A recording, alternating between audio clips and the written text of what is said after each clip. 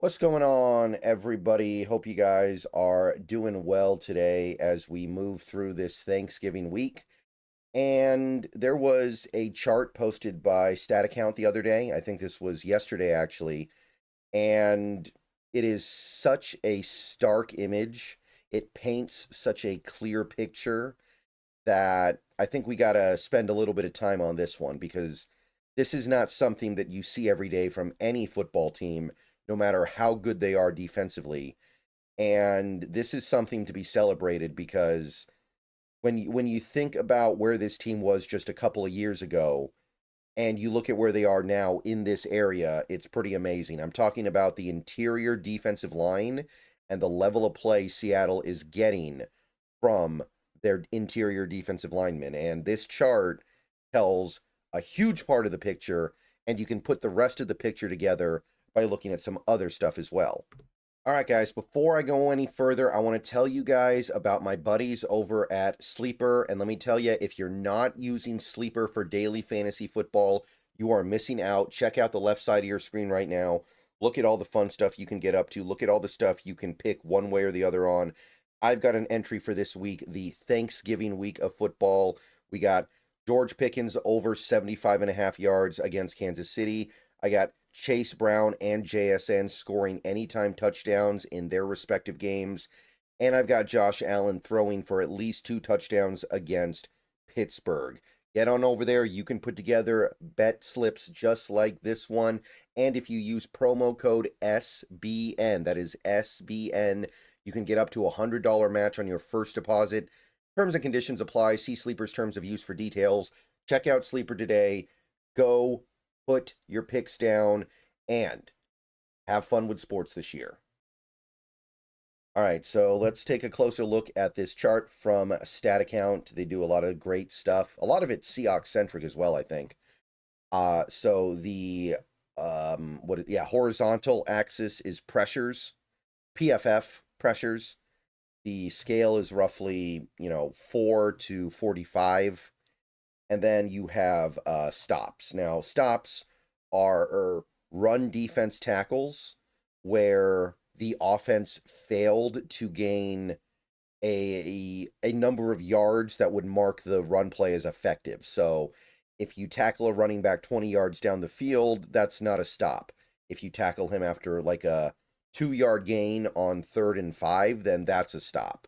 Basically, it's how often you had an effective run tackle. And the upper right is the part you want to be in, and look who's in that upper right. Byron Murphy and Leonard Williams are both up here where you want to be. You've got, first of all, pressure wise, right? Leonard Williams, second in the NFL in pressures among interior defensive linemen behind only Zach Allen. And Byron Murphy, he's behind Allen, of course, but Armstead, Chris Jones, and I think that's it. Maybe he's behind Odigizua. I think they're actually tied. So not only do you have number 2, you also have, I think, number 5 or number 6 here.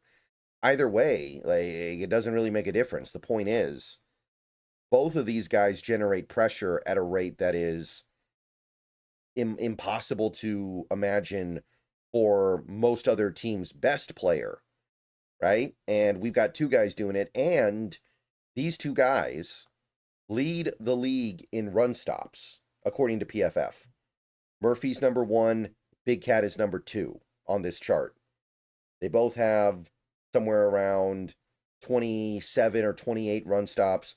Quinnen Williams is the only other defensive lineman in the league with over 25. And let's talk about how absolutely off the wall insane that is. Because there are other really good players on this chart, right? Like Zach Allen, but where is Zach Allen's teammate? You've got, I think this is Daquan Jones over here in the bad quadrant, right? So, yeah, you got a great player in Denver and Zach Allen, but your other guy's just kind of anonymous out there. You've got a guy like, I don't want to do Quinnen Williams because he's played most of the year for the Jets and then only just recently joined the Cowboys, but Like, look at a guy like a DeForest Buckner. He's in a pretty good spot. He's doing really good. But who's the other Colt here? It's Adebawore, and he's down here in the bad quadrant. So a lot of these teams, there are good players. Don't get me wrong. There's a lot of things to celebrate. Jeffrey Simmons, another good example. But for the most part, you're not seeing any other team have two players that are this high. Like, you could argue that these two guys, Byron Murphy and Leonard Williams, come out the best of any player on this chart. You could argue that, like, if you were using this data to construct a list of the best IDLs in football, Big Cat and Murphy would be number one and number two. Now, I don't know if that's the case, but the fact that you can clearly, coherently argue it without being ridiculous, I mean, it's great. It's awesome stuff. And this is not the only thing that is telling us how good these guys are, of course, but it's a big thing. Like, the Eagles kind of come close here because you got Jalen Carter and Ojomo high in the pressure count, but look at where they are in the stops. They're actually slightly below average. Like, that's probably about the best you can do. Maybe the Browns with Malik Collins and Mason Graham, they're doing all right, but it's not even close to what Seattle has. So it's such a stark picture of dominance. This is not only the best defensive line 1-2 in the league, this is a 1-2 that you rarely see from any team at any point in the NFL. Now, you can dig deeper if you want to. Leonard Williams, really good PFF grade, a the 11th best defensive lineman in football, according to PFF. Byron Murphy, despite playing a lot of his snaps out of position, he's 16th. So both guys are up there by that metric as well, if you like the PFF grades. And of course, you have what Seattle is doing defensively. Like, it would be one thing if this chart existed, but Seattle didn't have a great run defense, then you would just say, oh, it's just stats. Who cares about individual stats if the team isn't benefiting from it? But Seattle is 4th in rushing yards allowed, only allowing 90.8 rushing yards per game on average. Only 3 teams do better. They are currently 3rd in yards per carry, 3.8. Only the Broncos and Raiders are better. And if you go to EPA, or rushing EPA per play, they are number 1 by a pretty good margin, negative 0.21. The Browns are the closest, and they're not that close, really. And rushing success rate, they are currently 4th behind only Cleveland, Jacksonville, and Tampa. So, however you slice it, this is coming out in the performance of the team as well. So, do not waste this, is what I'm going to say. There's a lot of cool things going on with this team right now. We've talked about JSN. He may end up having one of the greatest seasons in NFL history by any receiver. Like, there are some people who are talking about him as the all-time greatest right now. If he does break those records that we talked about the other day, he may just be having the best season by any receiver ever. We've talked about, to a certain extent, Sam Darnold. Although maybe the shine's off the apple a little bit there, still having a really good season. We've talked about some of the things that some of these other guys are doing, but this, I would say more than any of it, is something that you can just not waste. Getting this level of play from interior defensive linemen, this is so hard to do. And look, Murphy, he's very young. He might keep getting better. For all we know, this isn't even his final form. Big Cat, however, not the case.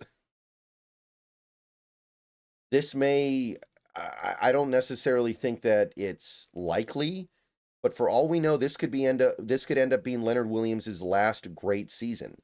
He is on the other side of 30. Things are going to start slipping. I think he's going to be a good player for a while, but he may not be this player, one of the best for any season beyond this one. So do not waste this. We've got something special here. Take advantage. Go make a run at things now. So I don't want to have to sit down and talk about this season a few years down the line and go, remember when JSN broke all those records and Leonard Williams and Byron Murphy were the best defensive linemen in football. I want to say, remember when the Seahawks won the Super Bowl because they had those things. But I mean, this is just awesome. Like, this is just absolutely remarkable that you've got two guys all the way up here. Like, it stands out so much. And how often do you see something stand out like this to this extent? All right, I'll see you guys later. Go Hawks. That's pretty cool stuff I wanted to talk about. And have a good Thanksgiving week, everybody. More stuff coming soon.